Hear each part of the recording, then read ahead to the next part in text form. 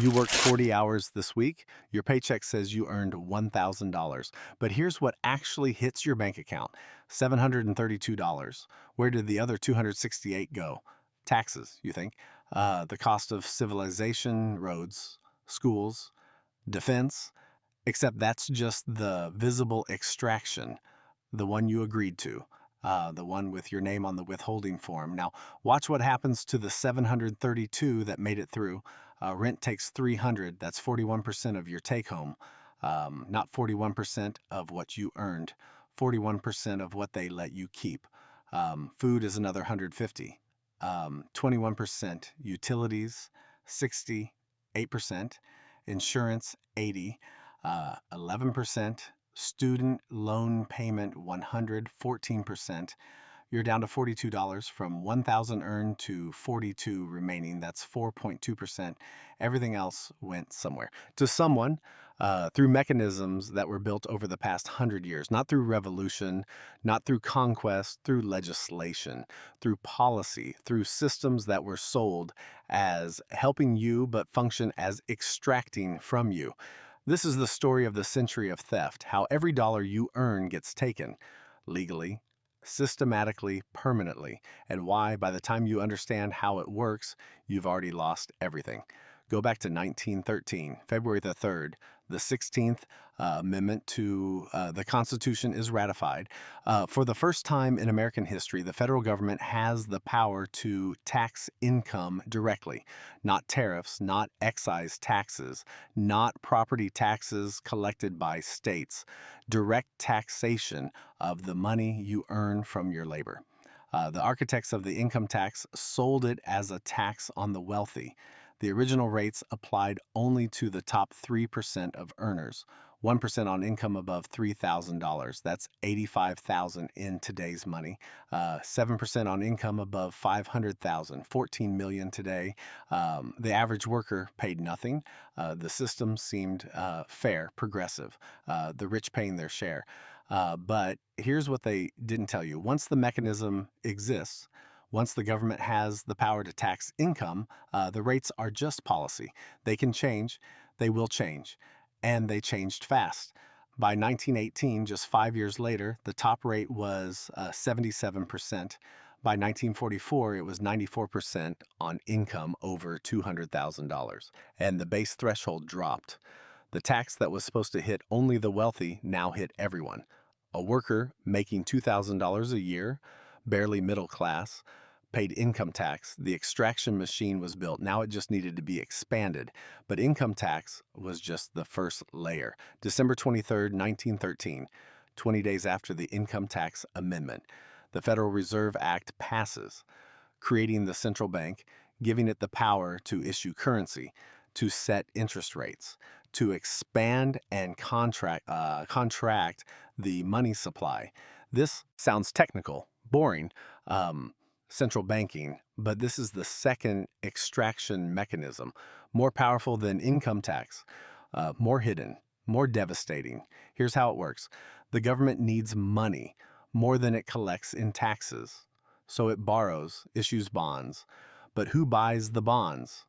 The Federal Reserve. The Fed creates issue money, literally, out of nothing, through keystrokes, and uses that newly created money to buy government bonds. The government gets the money it needs, the Fed gets interest payments, and you get inflation. Because when new money enters the system, when the supply of dollars increases but the supply of goods doesn't, prices rise. Your existing dollars buy less. This is inflation, and inflation is a tax. Not called a tax, not voted on like a tax, but functioning as a tax. It takes your purchasing power, transfers it to whoever spends the new money first. Usually the government, always the connected. Let me show you what this looked like in practice. In 1913, before the Fed existed, a dollar bought a certain basket of goods. By 1925, that same basket cost $1.42. Your dollar lost 30% of its value in 12 years. By 1945, the basket cost $1.74, another 45% loss over 20 years.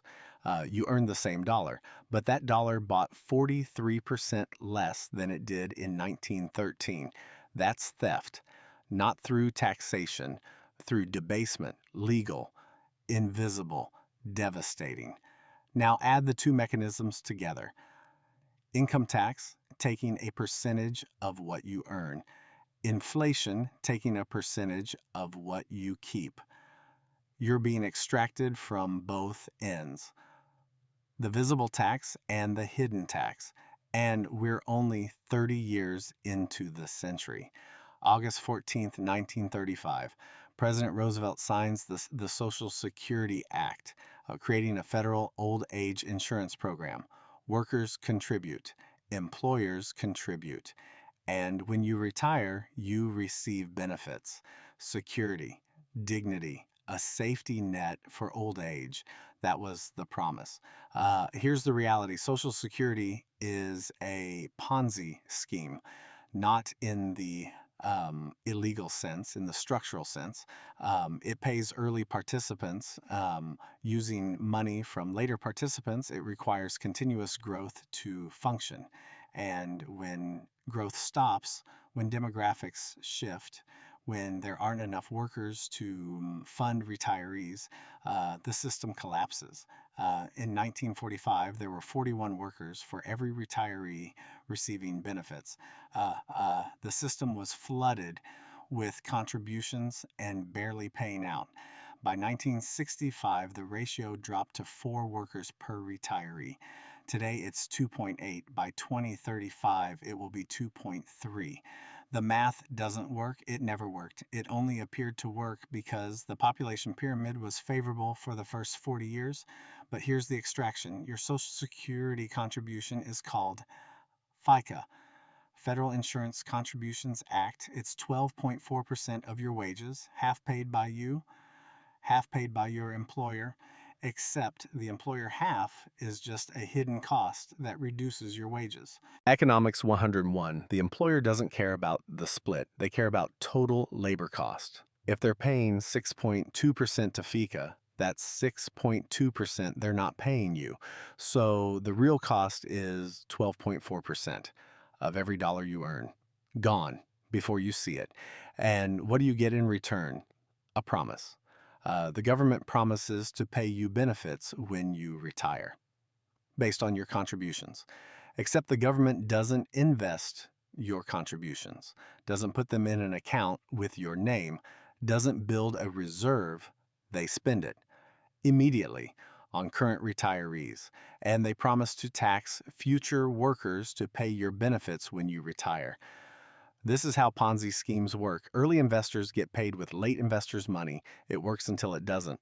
Until there aren't enough late investors, then it collapses, and everyone at the end loses everything.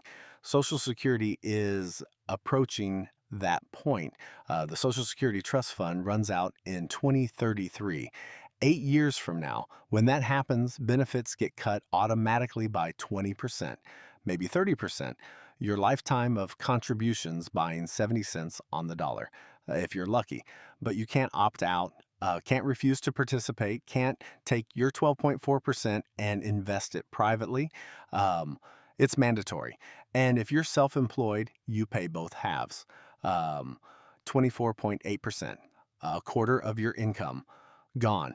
For a promise that probably won't be kept. This is theft by legislation. The government creates a program, makes it mandatory, takes your money, spends it, and promises to pay you later using someone else's money.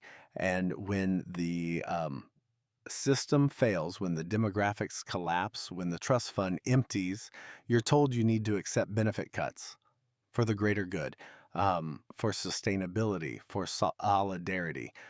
But your contributions, already spent, already gone. No refund, no compensation, just loss. Now we're at 3 extraction layers: income tax, inflation, Social Security, and we're only 50 years into the century. The machine is just getting started. July 30th, 1965, President Johnson signs Medicare and Medicaid into law. Government health insurance for the elderly and poor. A Great Society program. Compassion made policy. Health care as a right. The promise was security, care when you need it, protection from medical bankruptcy. Um, Here's what actually happened. The government started paying for healthcare, and when the government pays, prices rise because providers know the government will pay whatever they charge because there's no price sensitivity, no market discipline, just cost plus reimbursement. Bill more, get paid more. The system incentivizes inflation. In 1965, healthcare was 5% of GDP. Today, it's 18%. Healthcare costs have grown 3.5 times faster than the overall economy. Not because care improved proportionally, because the payment system eliminated price discovery. The government pays. Hospitals charge more. Insurance companies negotiate rates. Employers pay premiums. And you pay through wage suppression and rising premiums and increasing deductibles and expanding copays.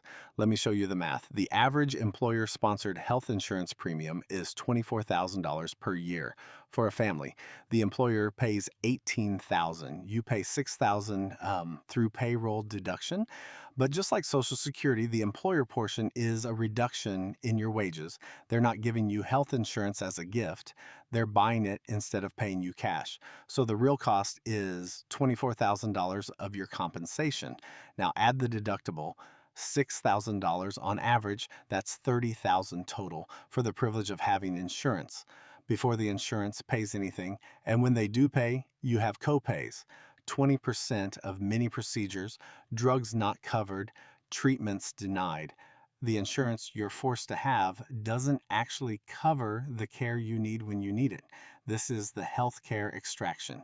Mandatory insurance, rising premiums, high deductibles, limited coverage, and no alternatives. Because the market is so distorted by government intervention that private healthcare is unaffordable. A doctor visit without insurance, $300. An MRI, $3,000. A hospital stay, $50,000. The prices are inflated to match what insurance pays. And if you don't have insurance, you pay retail, which is designed to be impossible. So you're trapped. You need insurance. Insurance costs $30,000 through premiums and deductibles. And even with insurance, you face copays and denials. Your health is held hostage. Pay or suffer, and paying doesn't guarantee care. Just access to a system designed to extract maximum revenue while providing minimum benefit. This is the fourth extraction layer. Healthcare costs consuming $30,000 of your annual income. Added to income tax, inflation, and Social Security. We're now at four mechanisms, and we're only 60 years into the century. The Higher Education Act, federal student loans, making college accessible opportunity for everyone, education as the path to middle class security. The government would provide loans, students would get degrees, jobs would follow, income would rise, the loans would be repaid, everyone wins. Except that's not what happened. When the government guarantees student loans, when it makes money available regardless of price, colleges raise tuition. Basic economics. Increased demand without increasing supply, prices rise, and colleges had no reason not to raise prices because students could always get loans. The government guaranteed them. In 1965, average college tuition at a public university was $243 per year. Adjusted for inflation, that's $2,200 today. Actual tuition today, $11,000 for in-state, $38,000 for out-of-state, private. Universities, $60,000. Tuition has increased 5 times faster than inflation, 25 times faster than wages. But you need a degree because the economy credentialized. Employers started requiring degrees for jobs that never needed them. Administrative assistant? Need a bachelor's. Customer service rep, associate's degree minimum. Mid-level manager, MBA preferred. The degree became a filter, not a measure of skill. a gatekeeping mechanism, and everyone knew it, but everyone played along because not having a degree meant not getting considered. So students borrow. Average student loan debt is $37,000 for a bachelor's degree, but many borrow much more. Master's degrees, law degrees, medical degrees, six figures of debt for credentials that might not lead to jobs that can repay the loans. And here's the trap: student loans are nearly impossible to discharge. You can't bankrupt them away, can't negotiate them down, can't escape them. They follow you forever, garnishing wages if you don't pay. Seizing tax refunds, destroying credit. You took the loan at 18, didn't understand the terms, were told it was necessary, and now you're 35, making $50,000 a year with $50,000 in debt, paying $600 a month for the next 20 years. That's $144,000 total for $50,000 borrowed because of interest, because of compounding, because of the trap. This is the education extraction. You're forced to get credentials. The credentials cost 50 to 200,000. You borrow to afford them. The loans can't be escaped, and the credentials don't guarantee the income needed to repay them. You graduate in debt, stay in debt, die in debt, and your earning potential is reduced by $600 to $1,000 per month, every month, for decades. That's extraction. Legal, systematic, devastating. We're now at 5 layers: income tax, inflation, um, Social Security, healthcare, education debt, and we're approaching the modern era. Median home price is $64,000. Median household income is $21,000. The price to income ratio is 3.0. You save for a few years, put down 20%, get a 30-year mortgage at 10% interest. Painful, but achievable. And at the end of 30 years, you own the home, free and clear, no more payments, shelter secured. But watch what happens over the next 40 years. The financial system discovers that housing is perfect for securitization. Mortgages can be bundled, sold to investors, traded as securities. Housing becomes an asset class, not just shelter.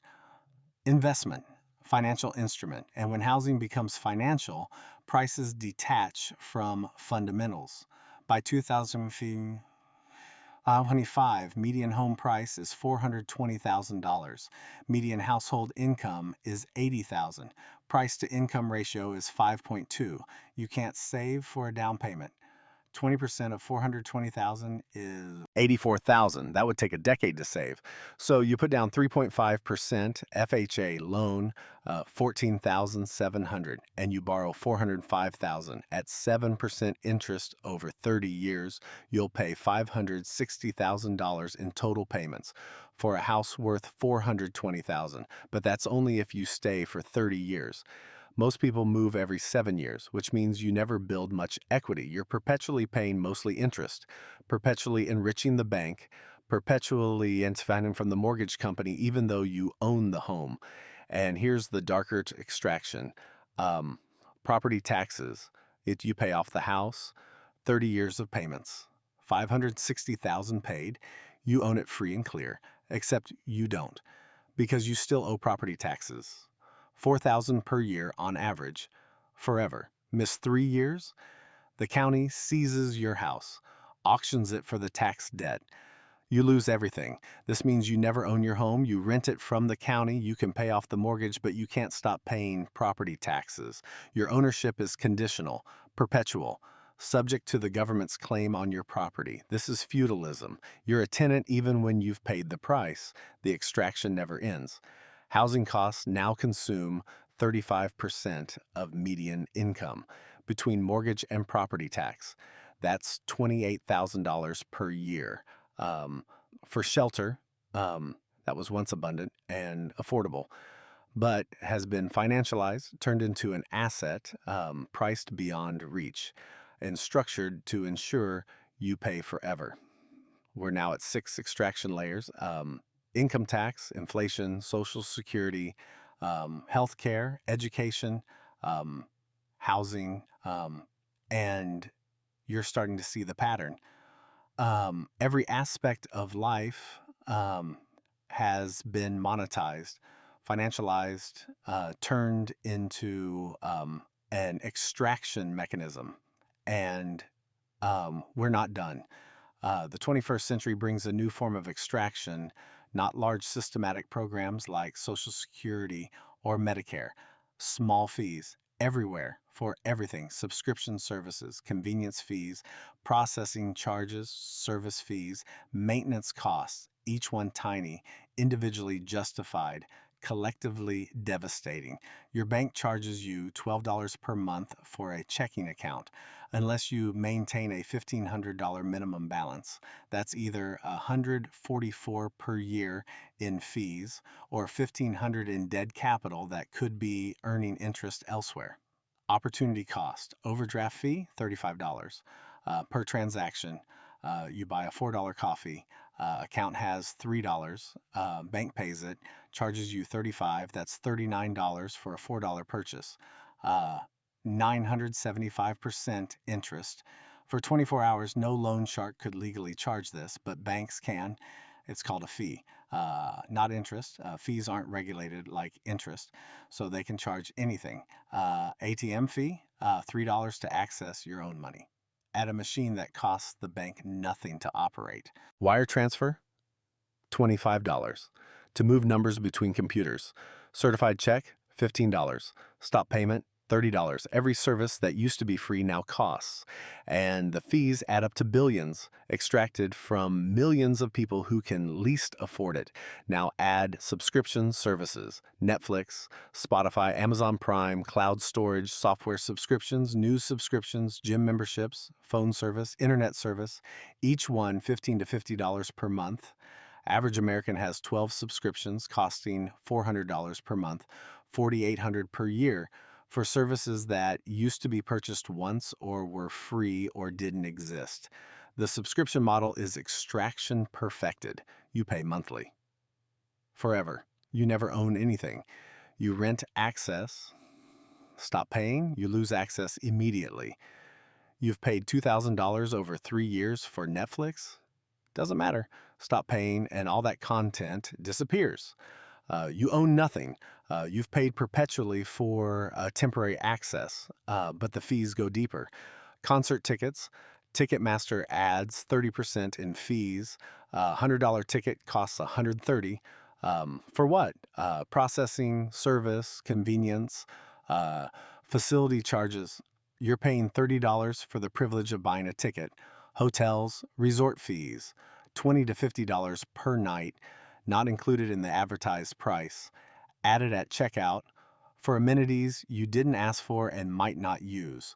Airlines: checked bag $35, carry-on $40, seat selection $20, early boarding $30. A $200 ticket costs $325 after fees. This is extraction through friction. Every transaction now has a fee, every service has a subscription, every convenience has a cost, and the costs are designed to be small enough that you don't cancel, but large enough that they add up to thousands per year. Money flowing from you to corporations for access, for processing, for services that cost them pennies and cost you dollars. The average American pays $7,000 per year in these modern fees and subscriptions, added to all the other extractions. We're now at 7 layers. And you're starting to see why you can't get ahead.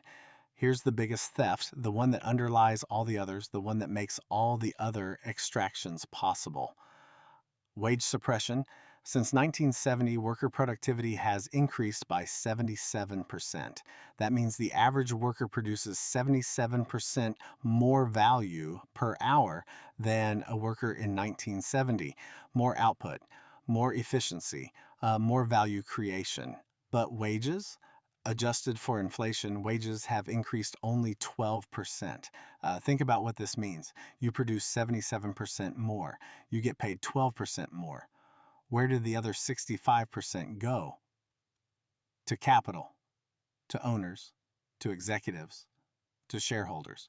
The productivity gains were captured by people who didn't produce them. This is theft, not illegal, but theft nonetheless. The value you created was taken by someone else. In 1970, the average CEO made 20 times what the average worker made. Today, 350 times. The CEO of your company makes in one day what you make in a year, not because they're 350 times more productive, because the system is designed to funnel value upward through stock options, through capital gains, through mechanisms that benefit owners at the expense of workers. And here's how they did it: globalization, outsourcing, automation, union busting, right to work laws. Um, each one sold as economic necessity, but each one functioning as wage suppression. When factories move to China, American workers lose bargaining power. When software automates tasks, workers lose leverage. When unions are destroyed, workers lose collective bargaining. The power balance shifts from labor to capital, and capital takes everything. The result: real wages for the bottom 50% of workers have barely moved in 50 years, while the cost of everything has exploded. Housing up 400%, healthcare up 600%, education up 1,200%, but wages up 12%. The math makes survival impossible. Which is why you see three generations living together, why you see people working two jobs, why you see retirement delayed indefinitely. This is the core extraction, the one that enables all others. Because if wages had tracked productivity, if you were paid for the value you created, all the other extractions would be annoying but manageable. You could afford health insurance, could save for retirement, could pay off student loans, could buy a house. But when wages are suppressed, when you're paid 12% more for producing 77% more, you're perpetually behind, perpetually in debt, perpetually vulnerable, which is exactly where the system needs you. Let's calculate the total extraction. Start with a worker making $100,000 gross income. That's above median. This is a decent job. Good income. You should be comfortable.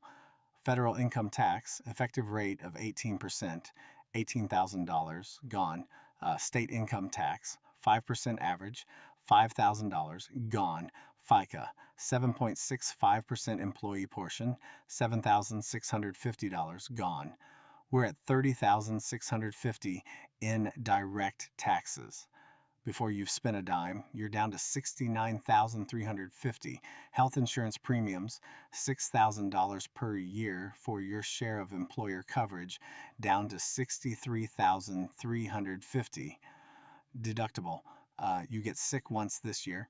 Hit the $6,000 deductible, down to $57,350. Rent or mortgage, national median is $21,000 per year, down to $36,350. Student loan payment, $7,200 per year, down to $29,150.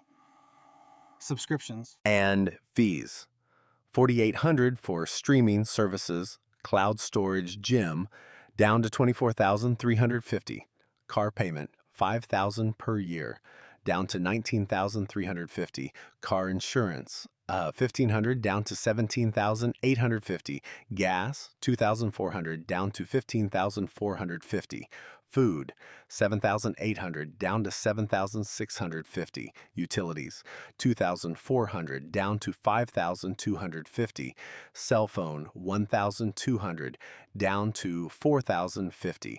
You've now covered basic survival. No vacation, no entertainment, no savings, no emergency fund, no retirement contribution beyond the forced Social Security, and you have $4,050 left. From $100,000 earned, that's 4%, 4 cents on the dollar. 96 cents of every dollar you earned went to someone else through taxes, insurance, rent, debt payments, fees, and basic living costs. This is the century of theft, 96% extraction. And this assumes nothing goes wrong. No car repairs, no medical emergency beyond the deductible, no job loss, no unexpected expenses. Real life includes all of those, which means the 4,050 disappears and you go into debt, credit cards, personal loans, more extraction through interest. You're not living beyond your means. You're living within a system designed to extract everything you earn plus more. But we haven't accounted for inflation, not historical inflation, current inflation. The official CPI says inflation is 3%. That's a lie. Real inflation, the inflation you experience buying food and gas and housing, is running at 8 to 10% per year. Your wages might increase 2% if you're lucky. That's a 6 to 8% loss of purchasing power every year. At 8% inflation, your purchasing power halves every 9 years. The dollar you earned today buys 50 cents of goods 9 years from now. In 18 years, 25 cents. In 27 years, 12 cents. Your savings evaporate. Your wage increases are meaningless. You're on a treadmill running faster just to stay in place. This is the hidden extraction. More devastating than taxes, more permanent than fees. Because inflation compounds. 8% annual inflation over a 40-year career means your final year salary needs to be 23 times your starting salary just to maintain the same purchasing power. But salaries don't increase 23 times. They increase 3 times if you're lucky. So you're losing purchasing power every year, working harder, earning more, buying less. And who benefits from inflation? Debtors, borrowers, the government.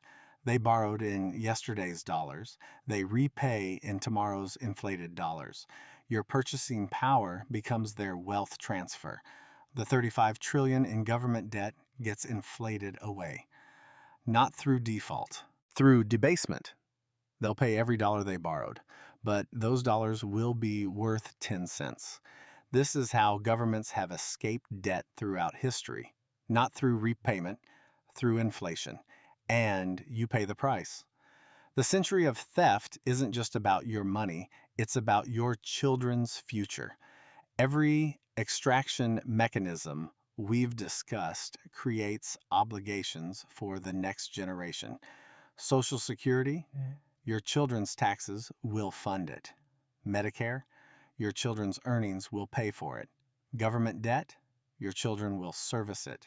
Pension shortfalls, your children's budgets will bail them out. We've created a system where each generation extracts from the next. Boomers voted themselves generous Social Security benefits to be paid by Gen X and Millennials. Gen X and Millennials voted themselves student loan forgiveness to be paid by Gen Z and Gen Alpha. Each generation looks at the growing pile of obligations and decides to grab what they can before the system collapses. Because everyone knows it can't continue. Everyone knows the math doesn't work. So everyone scrambles to get theirs before there's nothing left. This is the ultimate theft. We're not just taking from ourselves, we're taking from people who haven't been born yet, who will enter a world with lower opportunity, higher obligations, less freedom, and more extraction than any previous generation. They'll work harder and earn less. They'll face higher taxes and fewer benefits. They'll inherit debt they didn't create and obligations they never agreed to, and they'll be told it's necessary for the greater good, for social solidarity, for sustainability, but it's not sustainable. It never was. The system requires infinite growth, infinite population increase, infinite productivity gains, and none of that is possible.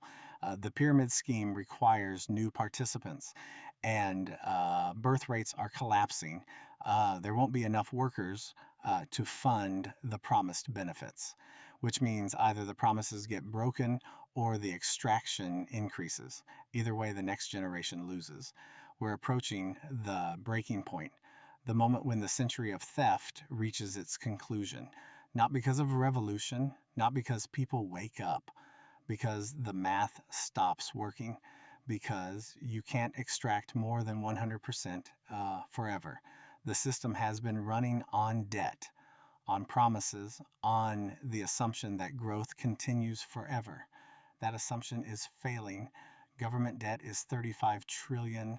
Unfunded liabilities are another 175 trillion. Social Security, Medicare, pensions, all of it promising benefits that can't be paid. The only solutions are massive tax increases, massive benefit cuts, or massive inflation. Probably all three. Social Security Trust Fund empties in 2033, Medicare even sooner. State pension funds are only 67% funded. Corporate pensions aren't much better. When these systems fail, when benefits get cut, when the promises break, millions of retirees will discover they paid in their entire lives for benefits that don't arrive. That's not a future threat. That's a scheduled event, 8 years away, within your planning horizon. And when that crisis hits, the extraction intensifies because governments facing insolvency do what they always do. They seize assets, wealth taxes, mandatory purchases of government bonds through retirement accounts, bail-ins taking depositor funds to rescue banks, capital controls preventing money from leaving, all of it legal, all of it justified by emergency, all of it theft. You have a choice, not a good choice, not an easy choice, but a choice nonetheless. You can comply, accept the extraction, work until you're 70 or 80, pay the taxes and fees and hope Social Security isn't cut too much, hope inflation doesn't destroy your savings, hope the system holds together long enough for you to die before it fully collapses. This is the default, the path most will take, because it requires nothing, just submission, just acceptance. Or you can try to escape. Not completely, you can't opt out of income tax or Social Security or inflation, but you can minimize exposure. You can structure your life to reduce extraction. This is harder, requires sacrifice, requires planning, requires accepting lower income in exchange for more control. But it's possible. Live in a low tax state, no income tax, lower property taxes, $10,000 per year saved right there. Minimize housing costs. Don't buy more house than you need. Rent if renting is cheaper than owning. Housing is 35% of income. Cutting that to 20% saves $15,000 per year. Avoid debt, no student loans, no car payments, no credit cards. Debt is extraction through interest. Every dollar of debt costs $2 over the life of the loan. Stay debt-free and you keep that extraction. Minimize subscriptions and fees. Use free alternatives, open source software, libraries, public resources. 7,000 in annual fees becomes zero. That's 7,000 more you keep. Build skills that can generate income outside traditional employment. Freelance, contract work, small business. Self-employment lets you deduct expenses, reduce taxable income, control your time. It's harder than W-2 employment, but it offers flexibility that employment doesn't. Invest in hard assets, real estate that generates income, precious metals that hold value, assets that aren't financial securities subject to bail-ins and confiscation. Physical property is harder to seize than digital account balances, harder to inflate away than dollars. Leave the country. Extreme, but possible. Many countries have lower tax burdens, lower costs, better quality of life. If you can work remotely, if you have portable skills, if you're willing to adapt, expatriation reduces extraction dramatically. You still pay U.S. taxes on worldwide income, but foreign exclusions eliminate the first 126,000, and cost of living can be a third of U.S. levels. Your purchasing power triples. These strategies don't eliminate extraction, but they reduce it from 96% to 80%, from 80% to 60%. Every percentage point you keep is a percentage point not taken. That compounds, that builds wealth, that creates options, um, that provides security the system won't provide. But let's be honest, for most people, escape isn't possible. You can't move to another country. You have family, um, obligations. You can't quit your job to become self employed. You need health insurance. You can't avoid debt. You already have student loans, a mortgage, car payment. You can't minimize subscriptions. You need internet for work, phone for communication. The extraction is baked into modern life. Avoiding it requires opting out of society, and most people can't or won't do that. So, what's left? Understanding, knowing how the system works, knowing why you can't get ahead, knowing that it's not your fault. You didn't fail. The system is designed to extract, designed to prevent wealth accumulation, designed to keep you working until you die. That understanding doesn't change the outcome, but it changes the psychology. You stop blaming yourself. Stop believing that you just need to work harder. Stop thinking that the next raise or the next job will finally let you get ahead, because you won't get ahead. Not through labor, not through salary, not through traditional paths. Those paths lead to extraction. The only people who get ahead are the ones who own, who invest, who have capital, because capital gains are taxed at lower rates than labor, because ownership participates in productivity gains that labor doesn't, because the system is designed to benefit owners at the expense of workers. This is the fundamental reality of the century of theft. Labor is extracted, capital is rewarded. If you sell your time for money, you lose. If you own assets that generate returns, you win. The system isn't designed to make work pay, it's designed to make ownership pay. And most people don't own anything. They rent their housing, um, rent their cars through payments, um, rent access to services through subscriptions, rent money through debt. They own nothing, which means they capture none of the gains, all of the extraction, none of the returns. We're at the end of the century of theft, 1925 to 2025, 100 years of building extraction mechanisms, layer by layer, law by law, each one justified, each one sold as helping you, each one functioning as taking from you. And the century ends with total extraction.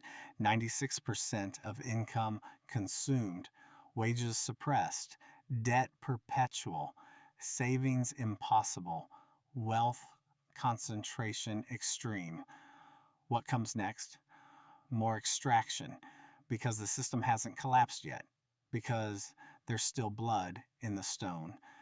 The mechanisms being prepared include carbon taxes, digital currencies with expiration dates and spending controls, wealth taxes on unrealized gains, mandatory investment in government bonds through retirement accounts, and social credit scores that determine access to services and opportunities. Each of these is currently being discussed in policy papers, in think tanks, in government agencies. They're not conspiracy theories, they're proposals waiting for the crisis that makes them politically possible. And that crisis is coming because the current system is unsustainable. The debt can't be serviced, the promises can't be kept, the extraction can't intensify further without breaking the population. Something has to give. When it gives, when the crisis hits, the new mechanisms will be implemented, not as theft, as emergency measures, as necessary sacrifice, as shared burden, and most people will accept them because the alternative will seem worse, because the pain will be immediate and the consequences distant because humans are bad at evaluating long-term costs against short-term relief. And the extraction will continue into the next century until there's nothing left to take, until the host dies, until the system collapses completely. That's the trajectory. That's the destination. Not because of evil, because of incentives, because systems designed to extract will extract until they can't, because every entity with power to take will take until taking becomes impossible. You work 40 hours this week. You earn $1,000. You keep 4%. The other 96% was taken by systems built over a century, by laws passed by Congress, by policies implemented by agencies, by fees charged by corporations, by inflation created by central banks, by extraction mechanisms so numerous and so complex that most people never understand how thoroughly they've been robbed. This is not a call to action. There is no action that fixes this. Not voting, not protesting, not opting out. The system is too big, too entrenched, too defended. The extraction will continue until it can't, until the mathematics fail, until the host is dead. That's not pessimism, that's pattern recognition. Um, it's what always happens to every empire, every monetary system, every extraction regime. They grow, they intensify, they extract everything, then they collapse. Your only move is awareness, understanding that you're in a century of theft, that the theft is legal, that the theft is comprehensive, that the theft is intensifying, and that your financial stress is not personal failure, it's systemic extraction. You were never supposed to get ahead. The system wasn't designed for your prosperity. It was designed for your productivity, your labor, your compliance, your extraction. The century of theft is ending, not because the theft stops, because there's nothing left to take. And what comes next will be worse, not better, because systems that extract don't reform, they intensify until they collapse. And we're closer to collapse than most people realize. You've been shown how every dollar you earn gets taken legally, systematically, completely. The question is what you do with that knowledge. And the answer, unfortunately, is not much because the extraction is the system. And you can't escape the system by living within it. You can only understand it, endure it, and hope you survive until it ends. The century of theft, how they took everything legally, $1 at a time for 100 years and counting,